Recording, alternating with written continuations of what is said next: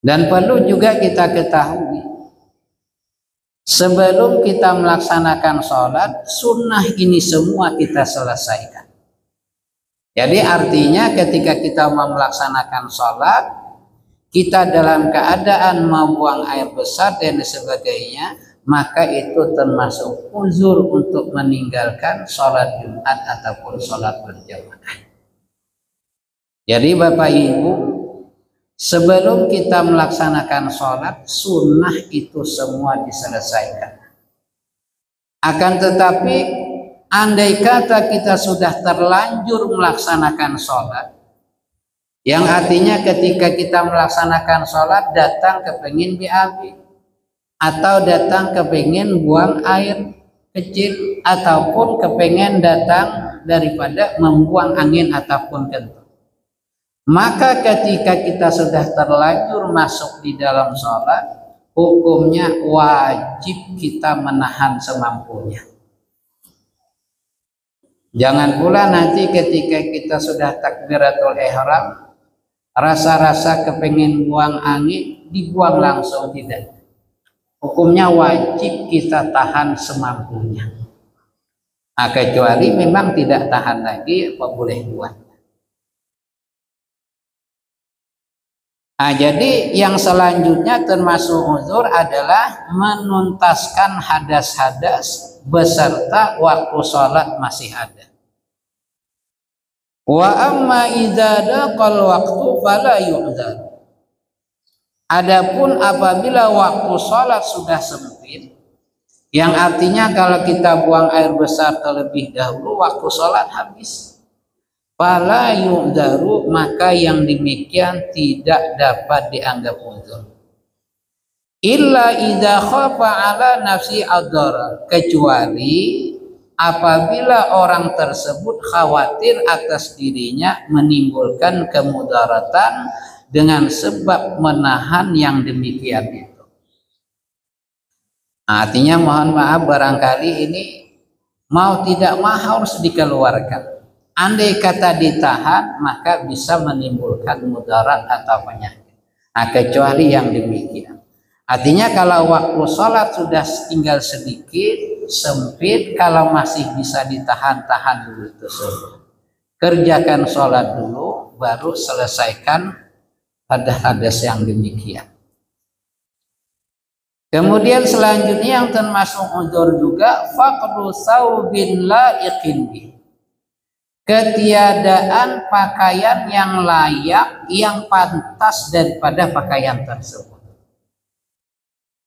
Nah, diantaranya kafaqdil imamati liman ya'tadul khuruja biha, seperti ketiadaan sorban bagi orang yang sudah teradat, yang terbiasa keluar melaksanakan sholat berjamaah dengan membawa sorban. Nah, jadi orang yang sudah biasanya pakai sorban, pakai baju panjang dan sebagainya. Pada ketika itu tidak ada pakaian yang layak. Maka yang demikian itu termasuk uzur. Bihaisu takhtallu muru'atu bi khuruji biduni. Sekira-kira kurang muru'ahnya dengan sebab ketiadaan pakaian yang layak tersebut. Nah, jadi Bapak Ibu, ketika melaksanakan sholat, kita disunahkan untuk memakai pakaian yang paling baik. Kenapa? Karena kita sedang bermunajat menghadap kepada Allah Subhanahu wa Ta'ala. Ini kadang-kadang mohon maaf Bapak Ibu, kita lihat di tengah-tengah masyarakat, orangnya berduit aja, orangnya sugih aja, tapi ketika sholat pakaiannya baju kaos dan lain sebagainya. Usahakan ketika kita melaksanakan sholat, pakaiannya pakaian khusus, pakaian yang syar'i. Barangkali kalau laki-laki pakai baju gamis, minimal pakai teluk belanga yang tangan panjang. Jangan kita samakan pakaian yang ketika ibadah melaksanakan sholat dengan pakaian kita kerja harian. Kecuali memang dalam keadaan darurat, artinya tidak memungkinkan. Mungkin barangkali ketika musafir apa boleh buat. Apalagi mohon maaf orangnya jualan baju gamis, jualan baju teluk ulanga, giliran sembahyang pakai tangan handap, pakai kaos pula. Jadi termasuk uzur melaksanakan sholat Jumat ataupun berjamaah ketiadaan pakaian yang layak.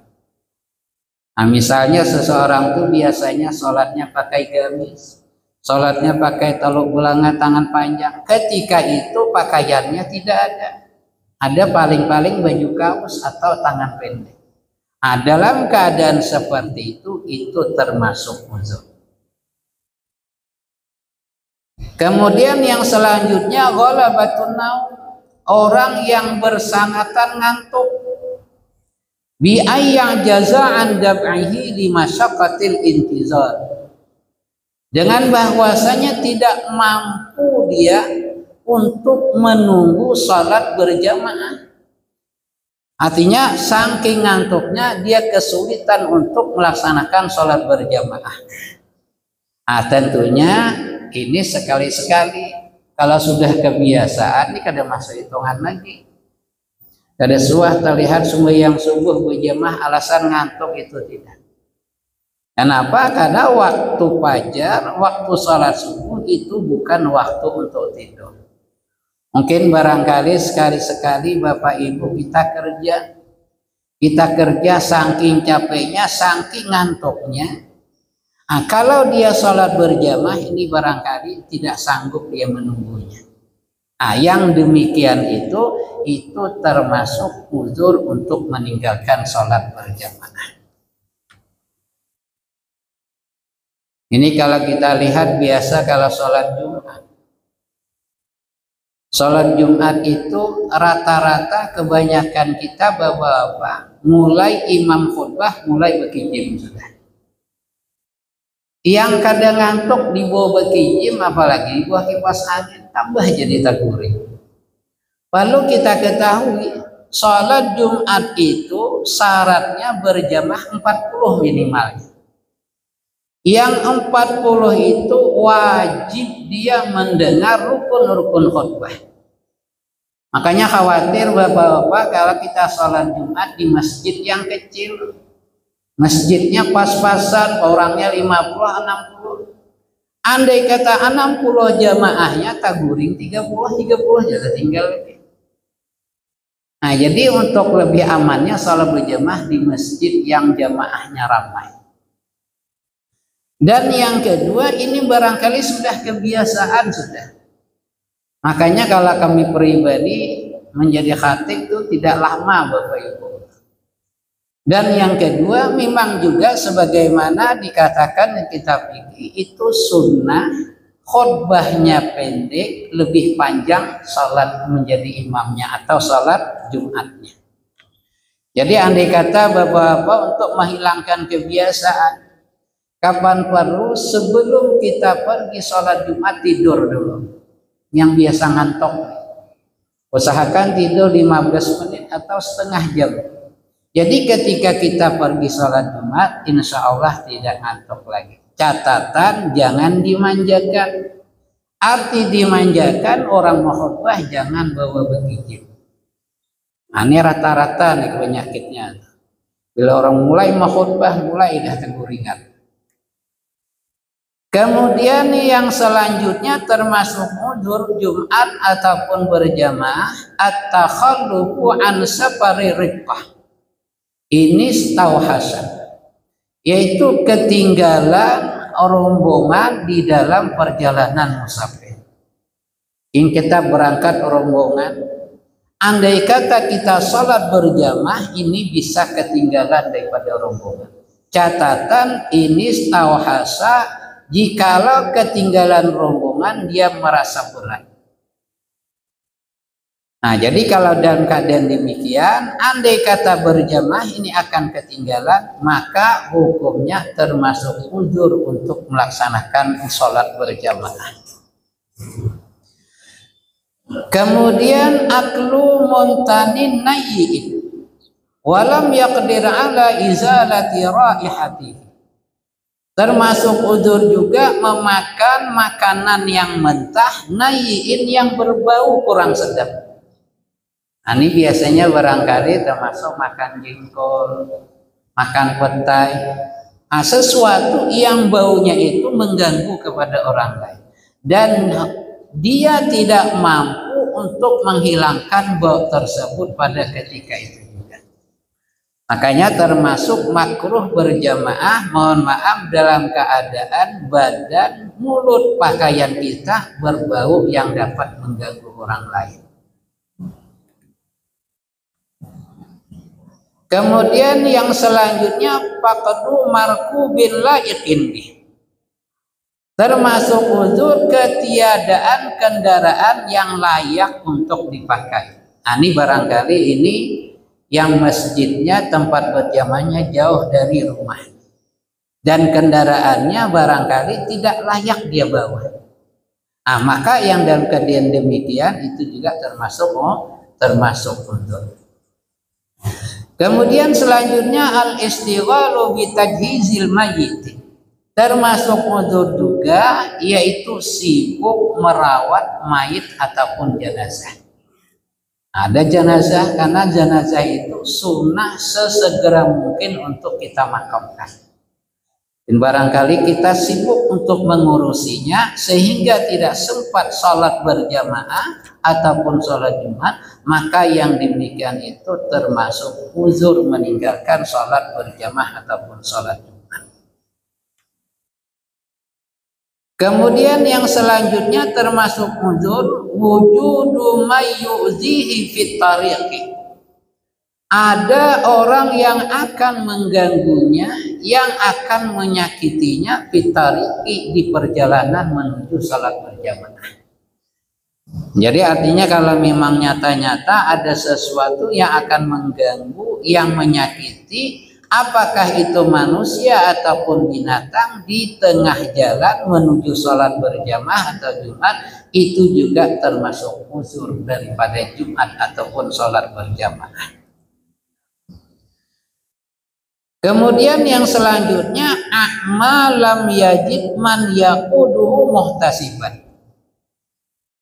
Termasuk uzur yaitu orang yang buta, yang tidak memperdapati orang yang dapat membawanya, orang yang dapat menuntunnya, muhtasiban, ikhlas semata-mata mengharapkan ridha Allah Subhanahu wa taala.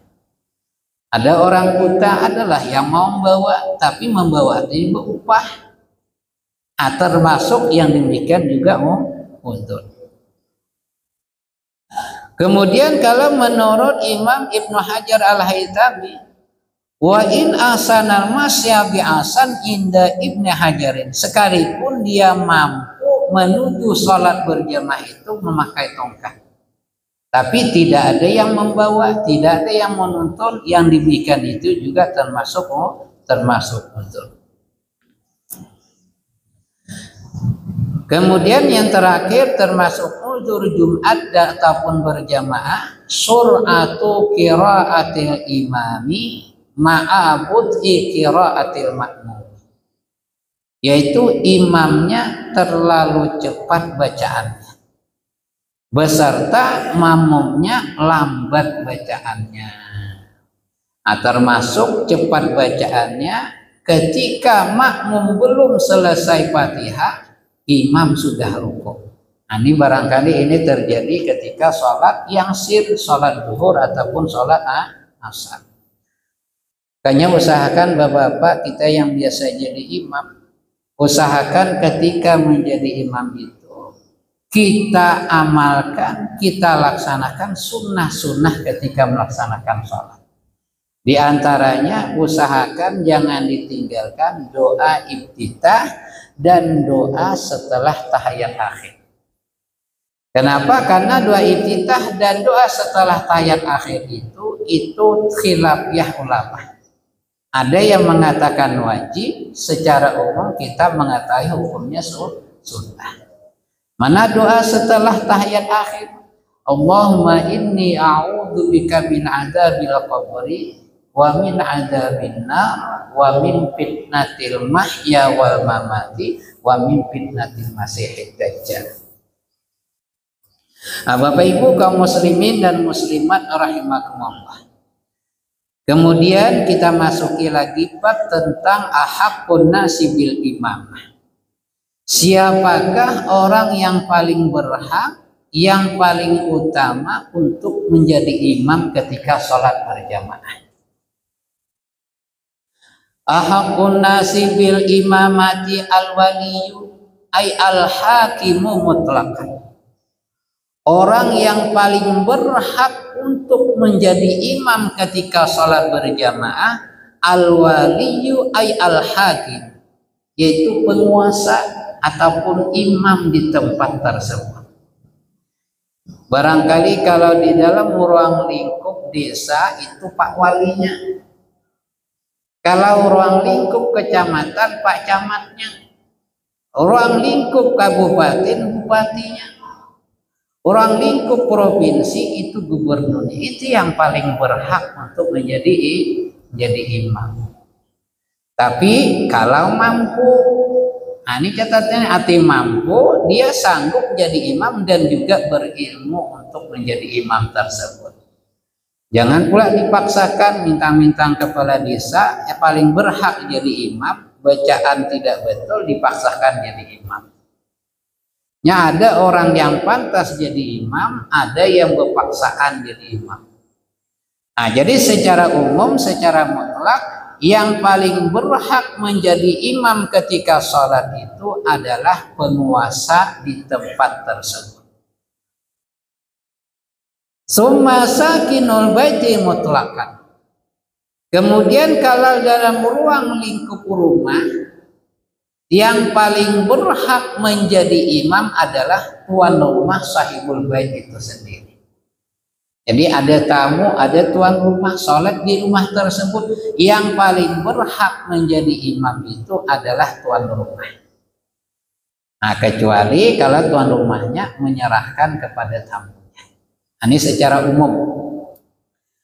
Illa mu'iral baiti fa innahu ahaqqu min musta'iri. Kecuali rumah tersebut ada yang punya. Jadi yang meminjamkan rumah lebih berhak menjadi imam daripada orang yang meminjam rumah. Nah, ada orang punya rumah, si A meminjamkan, yang menempati atau yang meminjam si B. Maka ketika melaksanakan sholat berjamaah, yang berhak menjadi imam adalah orang yang mempunyai rumah atau yang meminjamkan rumah tersebut. Kemudian imamatul masjidi wa ghairihi, urutan keabdalan, keutamaan untuk menjadi imam di masjid dan lain sebagainya. Al-aula biha al-imamur ratib. Yang paling utama untuk menjadi imam ketika sholat berjamaah di masjid adalah al-imamur ratibu, imam rawatib ataupun imam yang ditugaskan di masjid tersebut. Nah, seperti Al-Huda, siapa yang ditugaskan? Itu yang paling abdal, paling utama untuk menjadi imam. Alladzi min qibalil hakimi, imam rawatib yang ditugaskan itu min qibalil hakimi, daripada jihad, daripada pemerintah. Bi ghairi wujudil wali, selama tidak ada daripada hakim ataupun wali di tempat tersebut. Karena tadi secara umum penguasa berhak yang menjadi imam.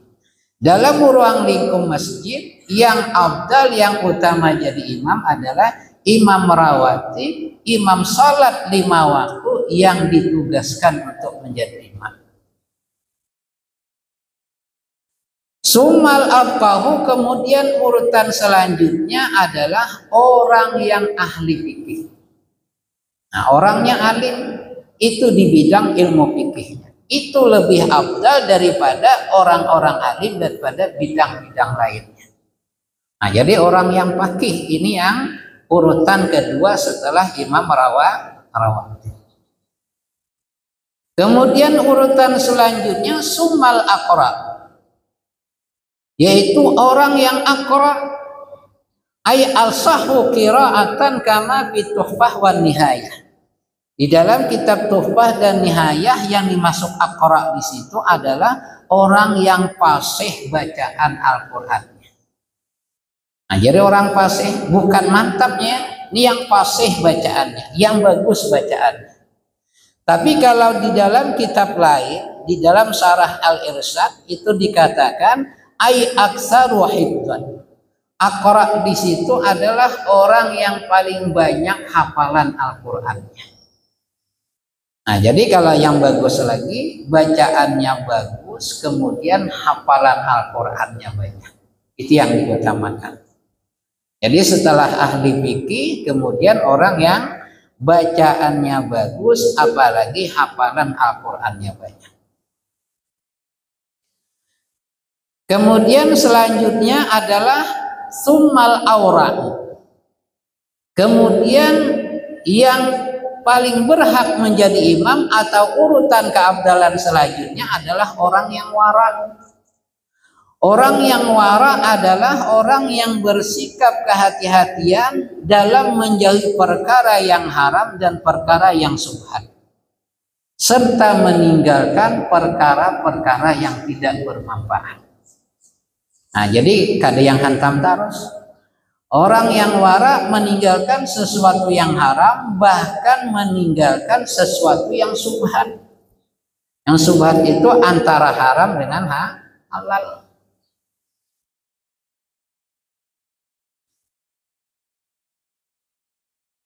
Nah, jadi selanjutnya ada al-aura'u, orang yang paling wara. Nah, itu yang afdal jadi imam. Tsumma sabiqu ilal hijrati, kemudian selanjutnya orang yang paling duluan hijrah. Nah, barangkali kalau zaman Rasulullah, siapa sahabat yang paling duluan hijrah? Dia yang lebih afdal untuk menjadi au ahadu abaihi, atau orang yang paling duluan hijrah orang tuanya. Nah, dia memang terlambat, tapi orang tuanya yang terlebih dahulu hijrah, maka dia yang berhak. Summa sabiqu ilal Islam, kemudian di antara jamaah orang yang paling duluan masuk agama Islam. Ini barangkali zaman dulu juga. Kalau kita Islamnya sudah terlahir daripada keturunan orang tua. Summa hasanul dzikri, kemudian yang lebih utama afdal lagi menjadi imam adalah orang yang masyhur sebutan kebaikannya. Artinya orang baik. Nah, ini masyhur si A ini baiklah di tengah-tengah masyarakat. Nah, dibanding kepada orang yang kadang-kadang ada yang mengatakan baik, ada yang tidak, maka dia yang paling afdal. Kemudian selanjutnya summa nadhifu tsawbi. Kemudian yang paling utama jadi imam adalah orang yang bersih pakaiannya, bagus pakaiannya, rapi pakaiannya. Arti bersih di sini Bapak Ibu tentunya syaratnya bukan bernajis. Ini sama-sama pakaiannya tidak bernajis, tapi mana pakaiannya yang lebih bersih, yang lebih rapi dan lebih bagus. Summa nadhiful badani, kemudian selanjutnya adalah orang yang bersih badannya. Summa thayyibus sun'ati, kemudian selanjutnya adalah orang yang bagus atau terhormat pekerjaannya. Orang yang terhormat pekerjaannya adalah pekerjaan yang dilakukan dengan niat ikhlas karena Allah Subhanahu wa Ta'ala. Itu satu.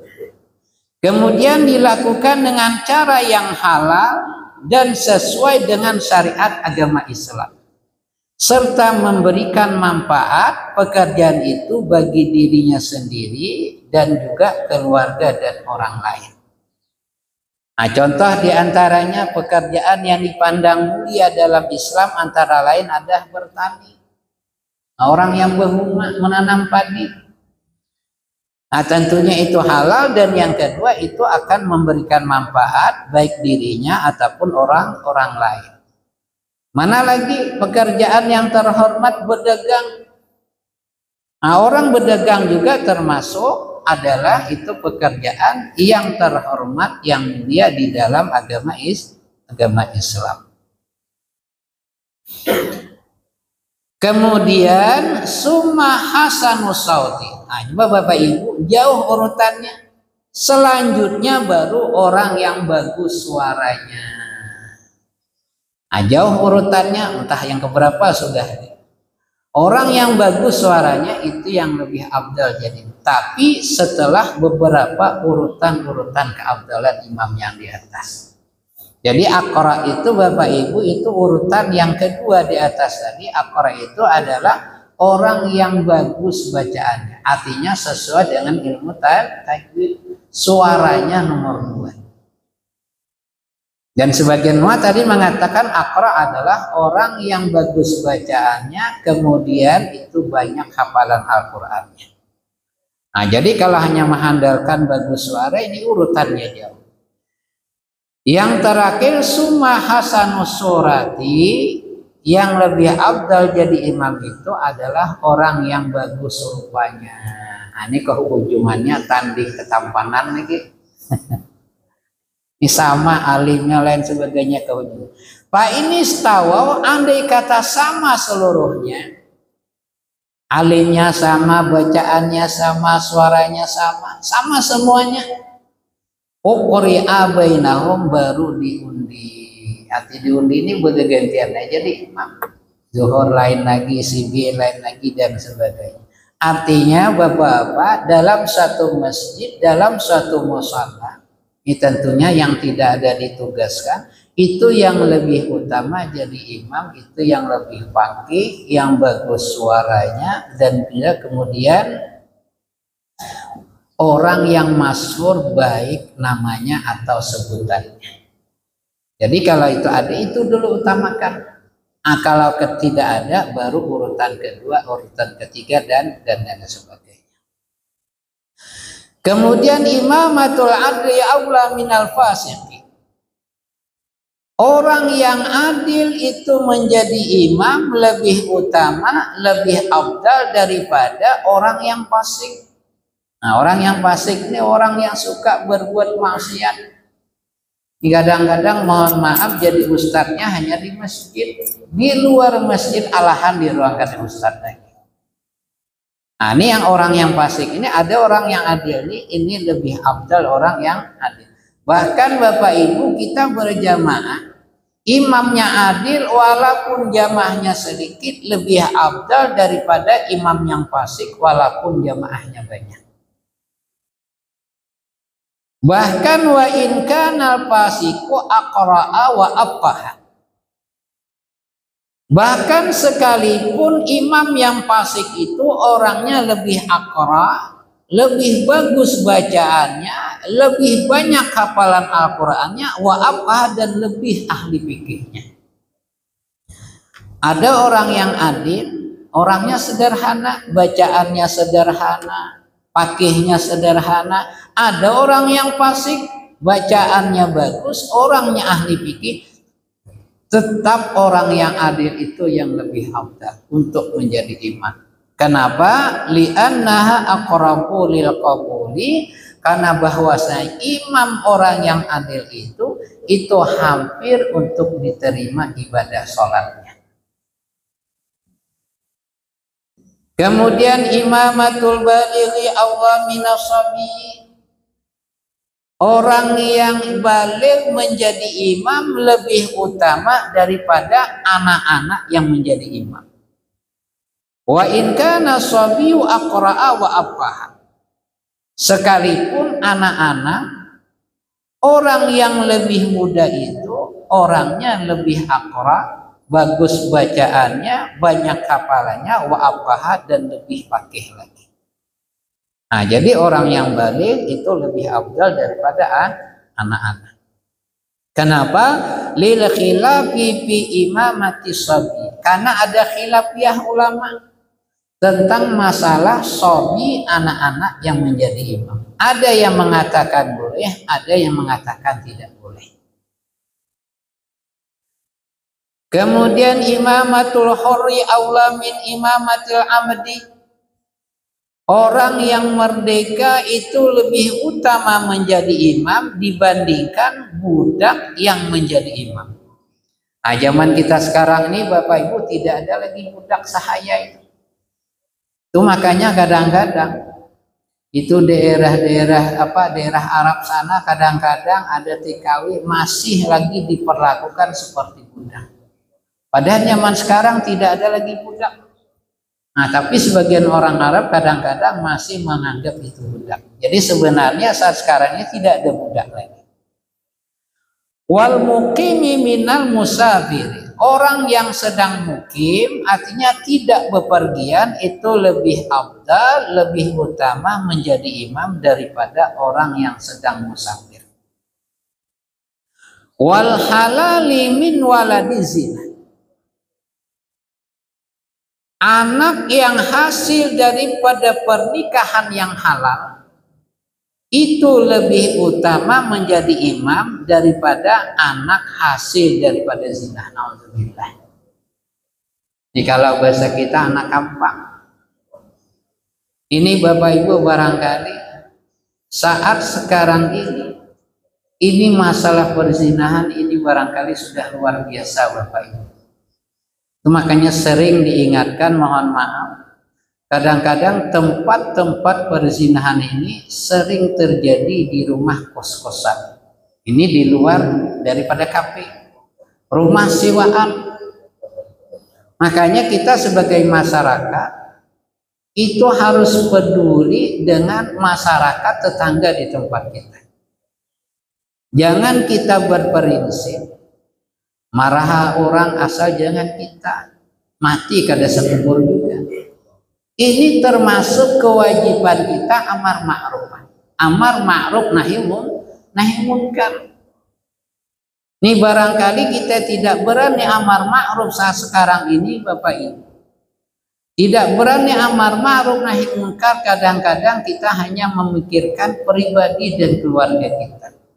Khawatir atas pekerjaannya, khawatir keselamatan dirinya. Padahal amar ma'ruf nahi munkar itu wajib hukumnya. Jadi Bapak Ibu kalau ada maksiat di tengah-tengah masyarakat kita, kalau kita tidak sanggup untuk memberantasnya, minimal kita laporkan. Nah, jangan kita tutup mata, tutup telinga. Ini kadang-kadang maksiat nyata-nyata kita melihat, kita tidak ada kepedulian. Ini bisa sebab itu demikian karena ketidakpedulian kita menegakkan amar ma'ruf nahi munkar. Bala yang bisa terjadi, bisa-bisa anak dan keturunan kita akan melakukan perbuatan seperti itu. Nah, jadi kalau tidak mampu minimal laporkan ke RT. RT-nya tidak ada reaksi, laporkan ke RW. Tidak ada reaksi, laporkan lagi kepada pihak yang berwajib. Artinya kita jangan diam, tutup mata, tutup telinga dengan ada kemaksiatan di tengah-tengah masyarakat kita. Nah, jadi anak yang hasil daripada pernikahan yang halal itu lebih afdal, lebih utama daripada anak hasil zina. Karena Bapak Ibu kalau ada terjadi perzinahan, sebagian ulama ada mengatakan akan dilaknat Allah sampai 7 keturunan. Ada sebagian mengatakan akan dilaknat Allah sampai 5 keturunan. Apa artinya dilaknat? Barangkali, mohon maaf, nauzubillah, nanti anak dan keturunan juga akan berbuat zina. Dulu pernah kami belajar, kata guru kami, kalau ada orang yang berbuat zina, mohon maaf, ini barangkali periksalah, telusuri keluarga, orang tuanya atau kakeknya pernah berbuat zina. Itu makanya Bapak Ibu, mohon maaf kalau ada anak hasil zina, kan kita saat sekarang ini apalagi kelas-kelas artis, ketika dia bersanding perkawinan tidak ada rasa malu lagi padahal hamilnya sudah 7 bulan. Jadi kalau ada, ini mohon maaf, kalau ada anak yang hamil di luar nikah, Ini andai kata anaknya nanti perempuan, ini konsekuensinya banyak Bapak Ibu. Kalau anaknya perempuan, walaupun yang menikahi itu adalah laki-laki yang menghamilinya, tetap di dalam hukum Islam tidak sebagai orang tuanya. Jadi pertama apa? Pertama, kalau anak perempuan ketika nikah tidak sah orang tua yang menghamili itu menjadi walinya. Arti menjadi wali walaupun dia badalkan kepada pak tua. Nah, jadi untuk memutus rantai laknat Allah, ini kalau andai kata sudah ada terlanjur terjadi, ini orang tuanya harus gentleman, harus berani mengatakan kepada pak tua bahwasanya anak ini adalah hamil duluan atau anak di luar nikah. Nanti pak tua nih paham, berarti anak ini nanti langsung wali hakim kepada pak tua. Tidak boleh orang tuanya mewakilkan, langsung anak tersebut berwali hakim kepada pak tua. Dan biasanya ini harus tuanya langsung yang menikahkan, tidak boleh wakilannya. Nah, jadi kalau ada pertama itu harus detail. Dan yang kedua, kalau anak laki-laki, dibiasakan anak pertama nih, mohon maaf, ada anak kedua, anak pertama laki-laki. Andai kata orang tuanya meninggal, anak laki-laki ini tidak bisa mewarikan adik-adiknya. Dan yang ketiga, konsekuensinya anak di luar nikah atau anak zina tidak mendapat warisan sepeser pun. Ini kalau orang tua yang laki-laki meninggal. Tapi kalau yang perempuan, ibunya meninggal, dia dapat warisan. Ini makanya mohon maaf nih, usahakan jangan sampai perbuatan zina ini dimulai daripada diri kita. Ini akan dilaknat Allah sampai 5 keturunan, bahkan ada yang mengatakan 7 keturunan. Andai kata yang sudah ada terlanjur, yang harus kita lakukan yang seperti tadi. Tentunya kita perbanyak tobat kepada Allah Subhanahu wa Ta'ala. Bapak-bapak, ibu-ibu, kaum muslimin dan muslimat rahimakumullah, barangkali sampai sini pengajian kita. Mudah-mudahan apa yang kita sampaikan ini bermanfaat dan semoga dapat dipahami, dan tentunya semoga kita diberikan kemudahan untuk mengamalkannya. Amin amin ya rabbal alamin. Amin amin ya rabbal alamin. Bismillahirrahmanirrahim. Alhamdulillahirabbil alamin, wassalatu wassalamu ala asyrafil anbiya'i wal mursalin sayyidina wa maulana Muhammad wa ala alihi wa sahbihi ajma'in. Allahumma iftah lana futuhal arifin, Allahumma faqihna fid din wa la taj'alna mimman ya'khudhu dunya bid din. Allahumma inna nas'aluka 'ilman nafi'an wa 'amalan shalihan mutaqabbala wa rizqan katsiran halalan thayyiban mubarakan wa waladan shalihan jamilan bi rahmatika ya arhamar rahimin. Allahumma ja'alna minat tawwabin wa ja'alna minal mutatahhirin wa ja'alna min ibadika sholihin. Rabbana atina fid dunya hasanatan wa fil akhirati hasanatan wa qina adzabannar. Wa sallallahu ala sayyidina maulana Muhammad wa ala alihi wa sahbihi wa sallam. Walhamdulillahi rabbil alamin. Taqabbalallahu minkum.